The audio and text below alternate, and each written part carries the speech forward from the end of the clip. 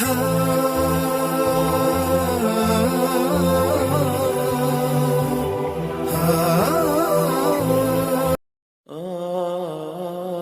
حدیث میں رسول اللہ صلی اللہ علیہ وسلم ارشاد فرماتے ہیں کہ 6 آدمی ایسے ہیں جن پر میں نے لعنت بھیجی ہے اور اللہ تعالیٰ نے بھی ان پر لعنت کی ہے۔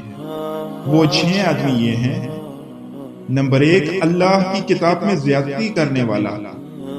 نمبر 2، وہ شخص جو جبر و قہر سے اقتدار حاصل کر کے اس آدمی کو عزت دے جس کو اللہ تعالیٰ نے ذلیل کیا ہو، اور جس کو اللہ تعالیٰ نے عزت عطا کی ہو اس کو ذلیل کرے۔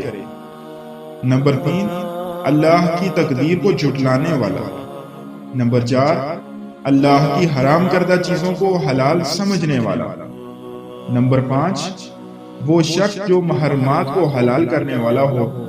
نمبر 6، میری سنت کو چھوڑنے والا۔